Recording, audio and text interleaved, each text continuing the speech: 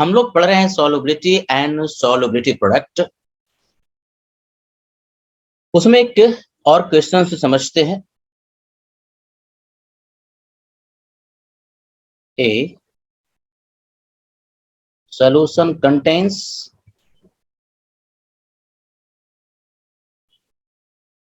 0.1 molar Cl minus ion and 0.1 molar Br minus ion.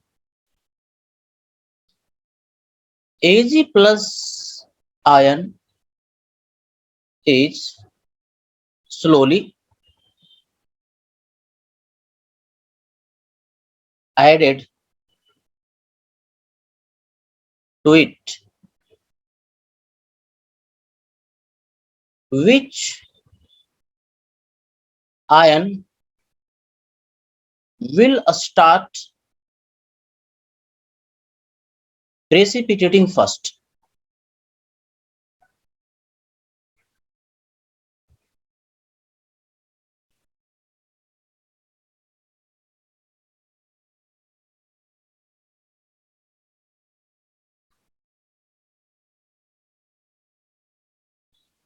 Ksp का value दोनों salt के लिए दिया हुआ है।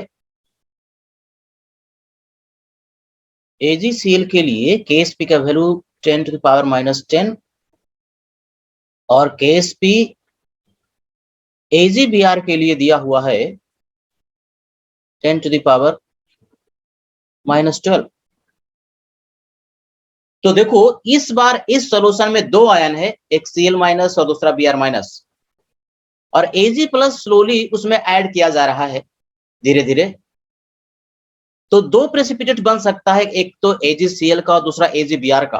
तो कहता है कि कौन सा आयन पहले प्रेसिपिटेट करना शुरू करेगा। तो आप क्या करेंगे, समझेंगे इस क्वेश्चन को। ऐसे क्वेश्चन को हम कैसे सॉल्व करते हैं। देखो हमारे पास एक सॉल्यूशन है और इसमें Cl माइनस और Br माइनस दोनों ही पड़ा हुआ है। ये 0.1 मोलर है और Br माइनस भी 0.1 मोलर है, और स्लोली धीरे धीरे इसमें Ag प्लस आयन को ऐड किया जा रहा है। तो यहां पर हम मिनिमम कॉन्सेंट्रेशन Ag प्लस का कैलकुलेट करेंगे, जिससे कि दोनों आयन प्रेसिपिटेट करना शुरू करेगा। तो यहां देखते हैं हमारे पास जो आयन है, एक तो Cl माइनस है और दूसरा Br माइनस, और दोनों का कॉन्सेंट्रेशन दिया हुआ है कि नहीं। तो दोनों के लिए Ag प्लस की जो कॉन्सेंट्रेशन है वो मिनिमम हमें कैलकुलेट करना पड़ेगा। Ag प्लस की जो कॉन्सेंट्रेशन है मिनिमम कैलकुलेट करेंगे। तो ये कैसे मिलेगा, Cl माइनस को प्रेसिपिटेट करना है तो Ag प्लस की जो मिनिमम कॉन्सेंट्रेशन होगी वो कितना होगा, it will be equal to Ksp AgCl का and divide by Cl minus का कॉन्सेंट्रेशन। तो Ksp का वैल्यू क्वेश्चन में दे दिया 10 टू द पावर माइनस 10 और Cl माइनस की मोलरिटी है 0.1, अर्थात 10 to the power minus 9 molar. जैसे ही Ag प्लस का कॉन्सेंट्रेशन सॉल्यूशन में पहुंचेगा तो Cl minus will start precipitating. Similarly Br minus के लिए Ag प्लस की जो मिनिमम कॉन्सेंट्रेशन है कितना रिक्वायर्ड है जिससे कि Br माइनस भी प्रेसिपिटेट करना शुरू कर दे। तो जो AgBr का Ksp का जो वैल्यू है and divide by concentration Br minus का, तो Ksp का वैल्यू दिया है 10 to the power minus 12, Br minus की जो मोलरिटी है 0.1, तो आ गया 10 to the power minus 11 molar. यानी Ag प्लस की जो रिक्वायरमेंट है Cl माइनस को प्रेसिपिटेट करने के लिए 10 to the power minus 9 molar चाहिए, और Br माइनस को प्रेसिपिटेट करने के लिए Ag प्लस की minimum molarity 10 to the power minus 11 molar है। तो ऊपर से Ag प्लस आप ऐड कर रहे हैं तो पहले जो कम कॉन्सेंट्रेशन है वही तो पहुंचेगा।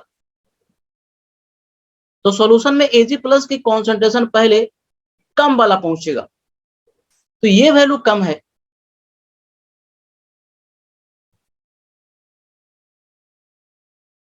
तो पहले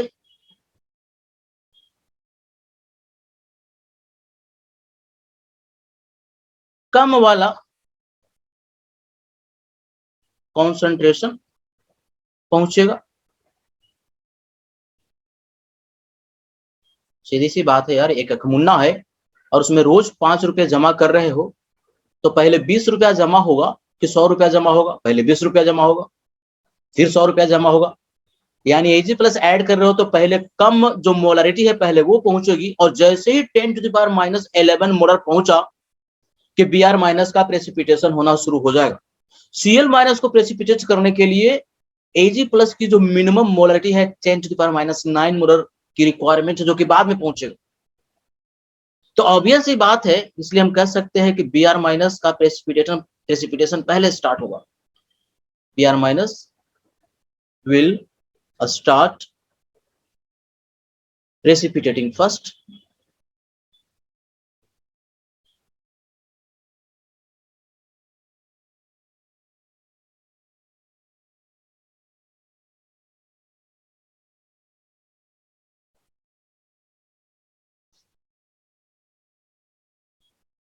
अब हम लोग सीखेंगे कि कोई एक सॉल्ट, स्पेरिंगली सॉल्युबल सॉल्ट, एक ऐसे सॉल्यूशन में प्रेजेंट है जहां पर कि पहले से ही एक कॉमन आयन है, तो वहां पर उस सॉल्ट की हम सॉल्युबिलिटी कैसे निकालते हैं। So this is very important, solubility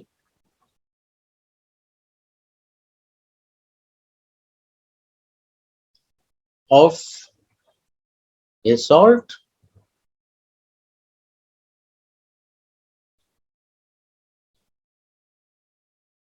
in a solution containing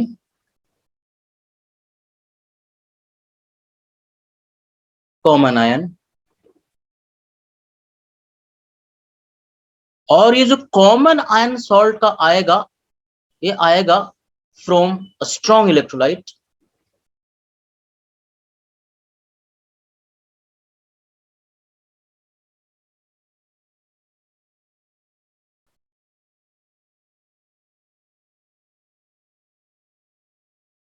जिसकी सॉल्युबिलिटी हम कैसे कैलकुलेट करेंगे, ये बढ़िया से समझना है। ये ज्यादातर जो क्वेश्चन पूछा जाता है वो IIT एडवांस में आता है। फॉर एग्जांपल, मान लो कि हमें सॉल्युबिलिटी कैलकुलेट करनी है of AgCl in presence of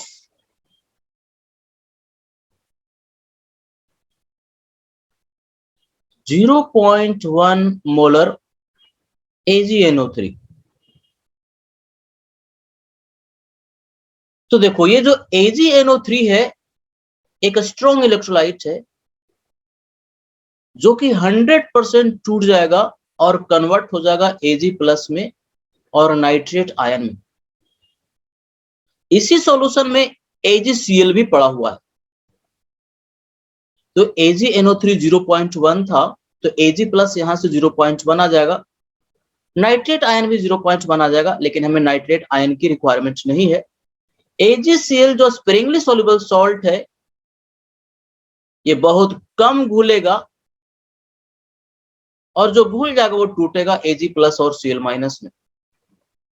तो यदि सिर्फ सॉल्वेंट वाटर होता, उसमें और कोई दूसरा सब्सटेंस प्रेजेंट नहीं होता, तो AgCl की सॉल्युबिलिटी हमें कैलकुलेट करने आती थी। ऐसे बहुत कम होता है, 10⁻⁵ मोलर के ऑर्डर का होता है। लेकिन AgNO3 के प्रेजेंस में एक कॉमन आयन भी आ रहा है Ag प्लस, तो कॉमन आयन के प्रेजेंस में AgCl का इक्विलिब्रियम बैकवर्ड की ओर जाएगा, अर्थात सॉल्ट की सॉल्युबिलिटी घटेगी due to common ion effect. तो मान लो कि इस सॉल्यूशन में AgCl की सॉल्युबिलिटी S है, S मान लिया, तो S, तो ये भी S। Total concentration Ag plus का जो होगा, दोनों को एक दूसरे में जोड़ देंगे, ये S प्लस 0.1 होगा, और ये भी इसमें प्लस एस जुड़ जाएगा, यानी टोटल एजी प्लस हमें लेना पड़ेगा। लेकिन एस तो ऐसे ही बहुत कम था, 0.1 के रिस्पेक्ट में बहुत कम है, 10⁻⁵ पानी में था। लेकिन कॉमन आयन के प्रेजेंस में एस का वैल्यू और भी कम होगा, सॉल्युबिलिटी विल आल्सो डिक्रीज। यानी पहली बात तो कॉमन आयन के प्रेजेंस में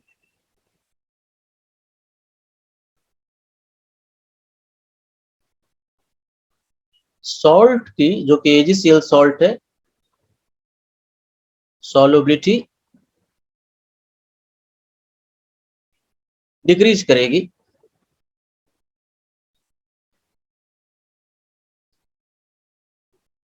तो कभी कभी ये थ्योरेटिकल क्वेश्चन में पूछता है कि कोई एक सॉल्ट है और किसी कॉमन आयन के प्रेजेंस में उसकी सॉल्युबिलिटी इंक्रीज करेगी या डिक्रीज करेगी, ये बताओ।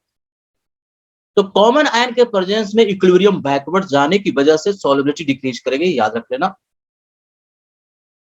तो एस का वैल्यू और भी कम हो जाएगा, यानी एस का वैल्यू नेग्लिजिबली स्मॉल हो जाएगा 0.1 के रिस्पेक्ट में, तो इसको हम नेग्लेक्ट कर सकते हैं।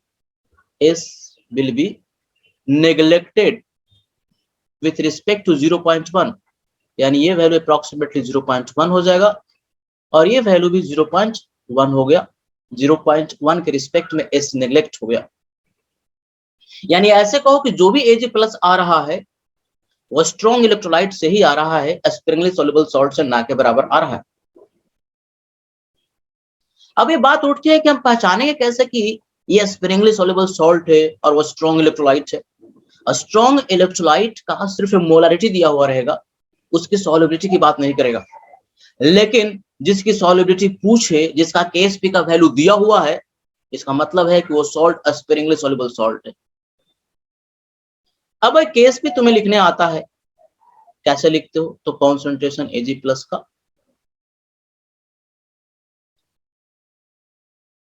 Multiplied by concentration Cl minus का। तो Ag प्लस जो भी आ रहा स्ट्रॉन्ग इलेक्ट्रोलाइट से आ रहा है 0.1 और Cl माइनस S कह दिया, तो यहां से S का value Ksp and divide by 0.1 के बराबर आ जाएगा। यानी ऐसे क्वेश्चन में कॉन्सेप्ट ये याद रखना है कि जो कॉमन आयन आ रहा है वो स्ट्रॉन्ग इलेक्ट्रोलाइट से ही आ रहा है, स्प्रिंगली सॉल्युबल सॉल्ट से ना के बराबर आ रहा है।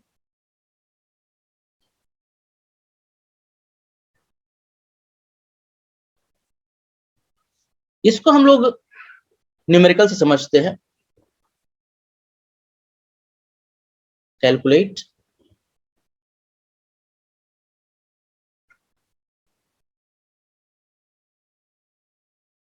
solubility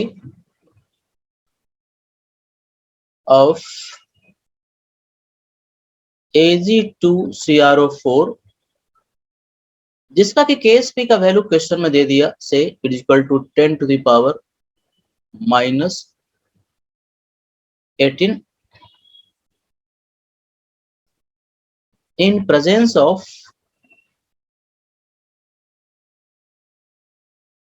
क्वेश्चन का part A 0.1 molar AgNO3 solution. Question का part B 0.1 molar K2CrO4 solution. दो क्वेश्चन, क्वेश्चन का ए पार्ट करते हैं। अभी क्या सिखाया, जो भी पहले तो ये देखो कि Ag2CrO4 एक स्प्रिंगली सॉल्युबल सॉल्ट है और AgNO3 के प्रेजेंस में सॉल्युबिलिटी कैलकुलेट करनी है, तो AgNO3 स्ट्रॉन्ग इलेक्ट्रोलाइट हो गया और Ag2CrO4 एक स्प्रिंगली सॉल्युबल सॉल्ट है। तो जो भी Ag प्लस आएगा इसको एक ही लाइन में ऐसे कर सकते हैं। पहले क्या करो, अभी जो कॉन्सेप्ट सिखाया, Ag2CrO4 को तोड़ दो, तो किसमें टूटेगा? 2Ag प्लस, और क्रोमेट आयन में टूटेगा, है कि नहीं? तो जो भी Ag प्लस आएगा वो कहां से आएगा? इस AgNO3 से ही आएगा, स्ट्रॉन्ग इलेक्ट्रोलाइट से ही आएगा।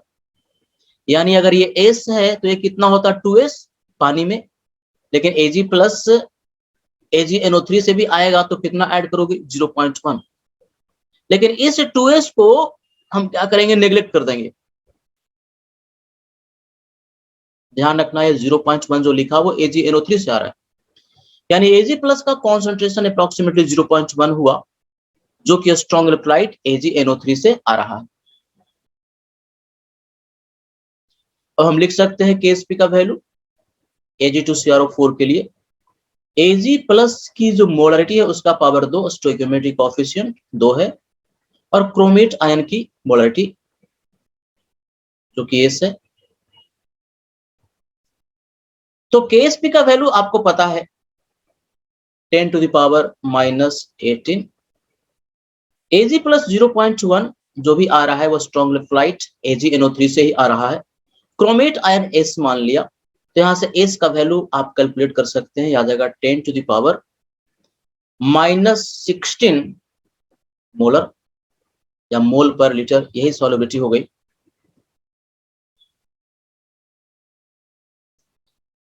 क्वेश्चन का बी पार्ट में देखो कि इसमें कॉमन आयन क्या है, तो K2CrO4 के प्रेजेंस में हो रहा है, तो क्रोमेट आयन, यहां से क्या मिल जाएगा, क्रोमेट आयन। इस सॉल्यूशन से मिलेगा क्रोमेट आयन CrO4 2- यह स्ट्रॉन्ग इलेक्ट्रोलाइट है जो कि 100% चूचेगा, तो क्रोमेट आयन का मोलरिटी भी 0.1 मोलर ही होगा। अब Ag2CrO4 को फिर से तोड़ दो भाई,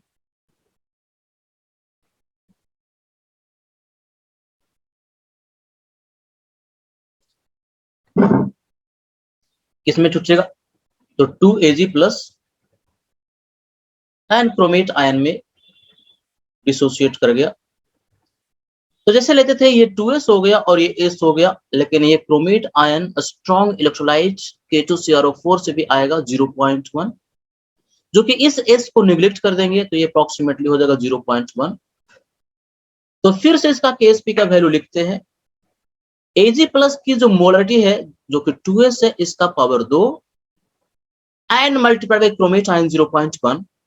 KSP का वैल्यू क्वेश्चन में दिया है 10⁻⁻18, तो यहां से 4s square is equal to हो गया 10⁻⁻17। तो s का जो वैल्यू है ये 1/2, बेसिकली 1/4 का स्क्वायर रूट करोगे तो 1/2, यानी कि 1/2 0.5 लिख सकते हैं, इनटू 10⁻⁻8.5 मोलरिटी या मोल पर लीटर। ये सॉल्युबिलिटी आपको मिल जाएगी।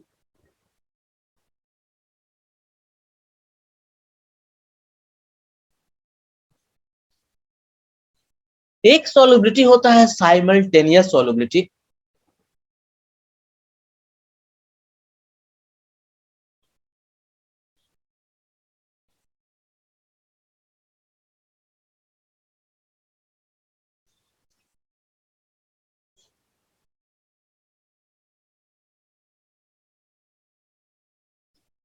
साइमल्टेनियस सॉल्युबिलिटी का मतलब यह है कि एक सॉल्यूशन में एक ही स्पेरिंगली सॉल्युबल सॉल्ट नहीं प्रेजेंट है, बल्कि एक से ज्यादा, जनरली 2 सॉल्ट प्रेजेंट है, sparingly soluble salt.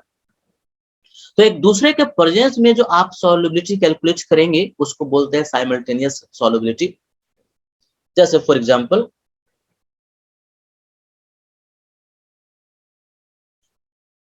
simultaneous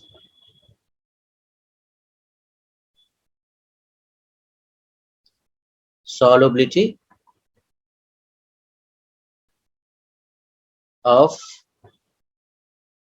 AgCl and AgBr। मतलब वाटर में आपने AgCl और AgBr दोनों ही डाल दिया एक ही साथ, एक ही कंटेनर में, तो दोनों की जो सॉल्युबिलिटी होगी वो आपको कैलकुलेट करना है। तो मान लिया कि AgCl की जो सॉल्युबिलिटी है वो x मान लिया, x मोल पर लीटर, और AgBr की जो सॉल्युबिलिटी है वो y मोल पर लीटर। तो x और y का वैल्यू आपको कैलकुलेट करना है। क्या करेंगे, तो AgCl को भी तोड़ेंगे Ag प्लस और Cl माइनस में, सिमिलरली AgBr को भी हम लोगों ने ब्रेक कर दिया। Ag प्लस और Br माइनस में, तो इसकी सॉल्युबिलिटी x थी तो ये x हुआ, तो ये भी x होगा। और AgBr की सॉल्युबिलिटी y है तो ये y होगा और ये भी y होगा। लेकिन Ag प्लस कुछ AgCl से आया, कुछ AgBr से आया, एक ही सॉल्यूशन में है, साइमल्टेनियस इक्विलिब्रियम है। तो साइमल्टेनियस इक्विलिब्रियम में कॉमन आयन यदि एक से ज्यादा रिएक्शन में प्रेजेंट है तो हर जगह उनकी मोलरिटी बराबर होती है। यानी बेसिकली टोटल कर लो, तो Ag प्लस कॉमन है तो ये हो गया x प्लस वाई और ये हो गया y प्लस एक्स। दोनों को एक दूसरे में जोड़ दिया तो टोटल Ag प्लस हमको मिल गया, दोनों बराबर भी हो गए। अब यहां से दो इक्वेशन बनाओगे, एक तो केस पे AgCl के लिए Ag प्लस का concentration that is x plus y multiplied by Cl minus का कॉन्सेंट्रेशन x, ये इक्वेशन 1 हो जाएगा। सिमिलरली केस पे AgBr के लिए Ag प्लस का मोलरिटी x प्लस वाई और Br माइनस का y, ये इक्वेशन सेकंड कह लो। अब दो इक्वेशन, दो वेरिएबल, केस पी का वैल्यू दोनों को दिया हुआ रहेगा, x और y को हम लोग सॉल्व कर सकते हैं। तो solve this equations to get value of x जो कि सॉल्युबिलिटी AgCl का होगा एंड y जो कि सॉल्युबिलिटी AgBr का होगा। देख सकते हैं कि दोनों से कॉमन आयन Ag प्लस आ रहा है, तो दोनों को एक दूसरे के प्रेजेंस में सॉल्युबिलिटी घटेगी कॉमन आयन के चलते। ये वाला Ag प्लस इसको पीछे की ओर ले जाएगा और AgCl से जो Ag प्लस आ रहा है AgBr का इक्विलिब्रियम को बैकवर्ड ले जाएगा, यानी एक दूसरे के प्रेजेंस में सॉल्युबिलिटी घटेगी।